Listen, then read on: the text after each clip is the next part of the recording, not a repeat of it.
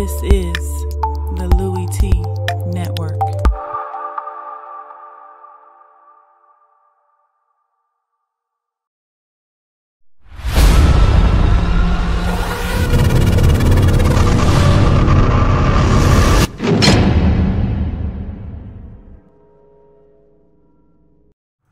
Who else could it be? For me, your me, Louie T. Welcome to lockdown coverage week number 14 in the National Football League. Carolina Panthers at home looking to bounce back after the tough loss on the road to the Saints against one of the hottest teams in all of the National Football League, the Minnesota Vikings. 8-game winning streak for the Vikings, playing outstanding football with, of all quarterbacks, Case Keenum. I still can't wrap my brain around this whole Case Keenum narrative. To me, he's a shoo-in for most improved player in the NFL. It's not even close. It's not up for debate. He's playing out of his mind, and I don't know if it's because it's a contract year and he's looking to get paid or what. Obviously, there's a good team around him. Got good receivers, a good tight end, a good running game, good offensive line. They took a hit in this game with some guys going down. Hopefully, they're able to come back and they're not serious injuries. Really good defense, one of the best in the business. And so it's a nice situation to step into and play well, but he's exceeding expectations right now as Case Keenum.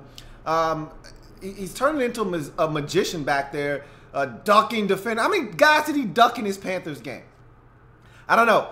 Did make some mistakes, did have a couple of turnovers. One that I didn't think was his fault, the interception that bounced off the chest and helmet of Stephon Diggs and into the arms of one of the corners.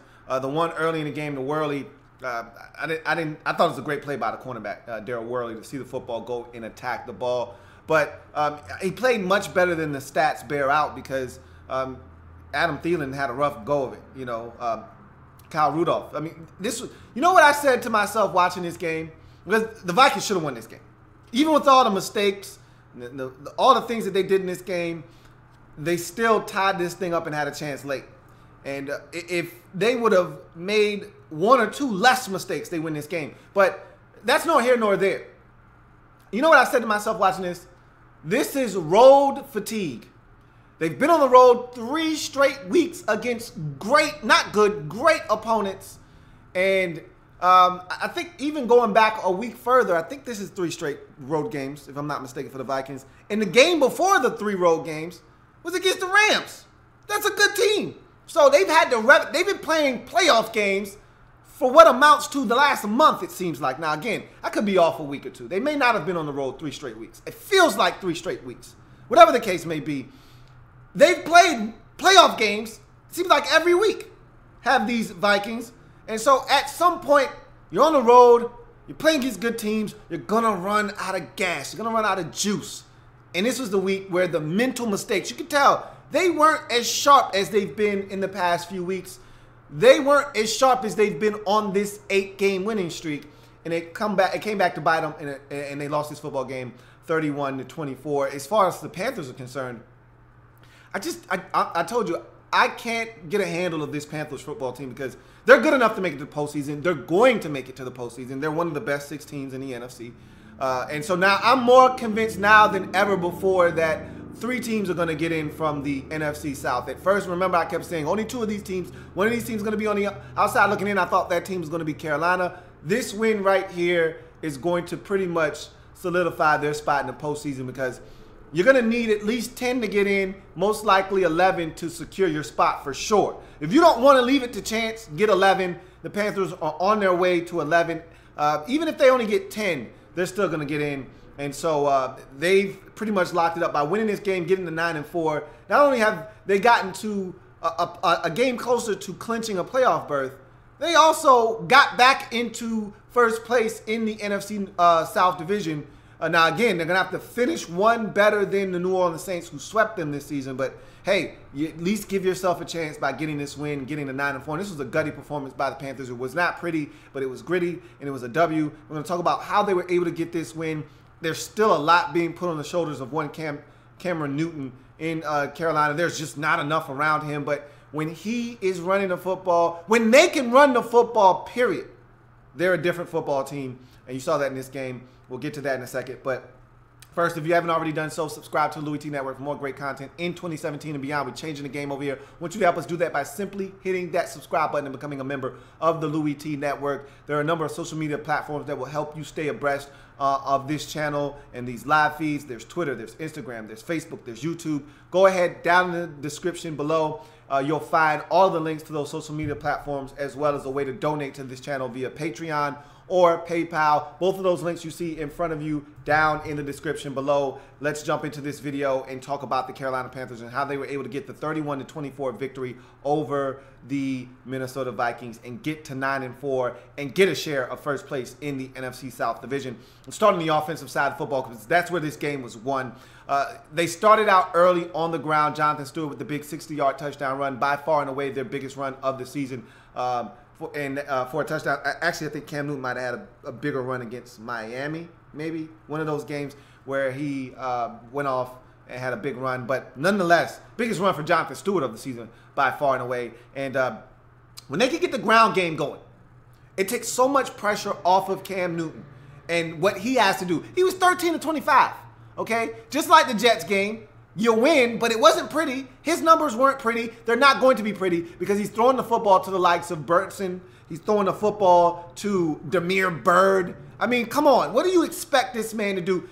Greg Olsen, in and out of the lineup, yo-yoing week in, week out. That foot is not going to heal until the season's over and he's actually able to just rest up. So he's going to be in and out of the lineup. He gutted it out in this game, but again, that foot's bothering him. He's not the same guy. So you're essentially relying on Devin Funchess and a bunch of nobodies, okay?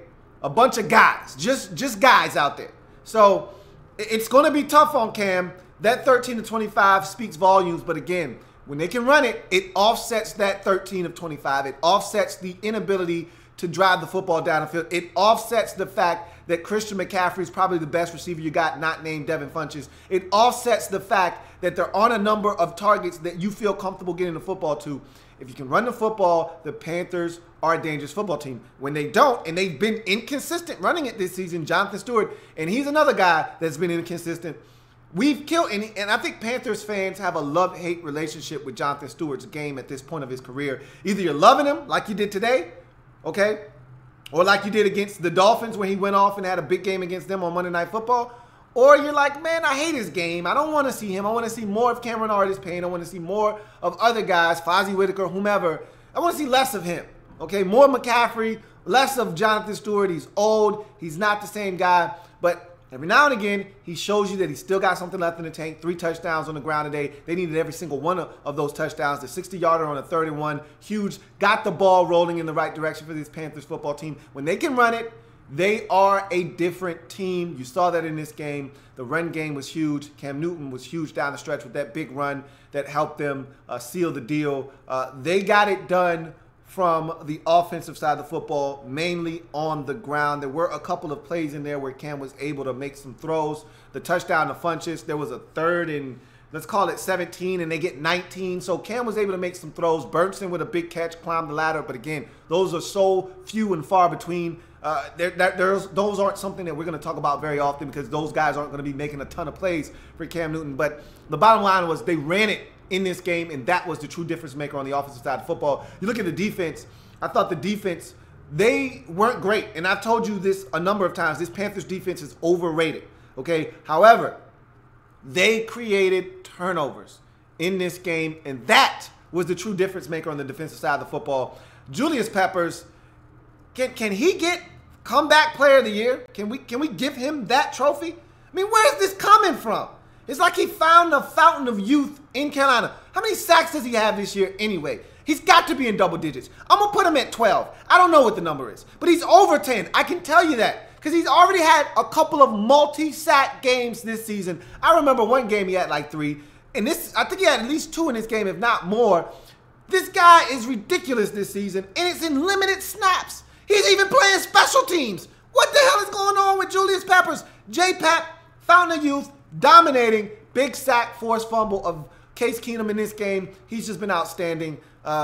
the defense created turnovers. You get 3 of them, 3 big ones today. You almost get a 4th on a muff punt by Marcus Sherrills. This defense was flying around. You get the Worley pick early. You get the pick late with your other corner, James Bradbury, picking off a pass that bounced off of Stephon Diggs. And then J. Pep with the forced fumble of Case Keenum. The defense, again, wasn't great in this game. And there were opportunities for the Vikings to score more points than they did and have more big plays than they did. But the defense made plays. And again, when you win the turnover battle, generally you win in this league. Now, it took 3 for you to win this game, but you won the turnover battle 3-1. That got you the W defensively. Again, it wasn't pretty. And you needed to get Case Keenum down more than you did. You let him duck under you like 3 or 4 times in this game. All in all, you did what you needed to do to find a way to win against a good opponent. And so this is a big win for the Panthers at home. So they get it done 31-24. You go to the Minnesota Vikings. Just too many mistakes. I can really sum it up. There's not much that I need to say to the Vikings fan base, to the Vikings players themselves. Too many mistakes. You know why you lost this game. Too many penalties. Too many guys getting injured. But that's not an excuse. You still could have won this game had you limited the mistakes. Too many turnovers. Too many penalties, too many drop passes. That's why you lost this football game.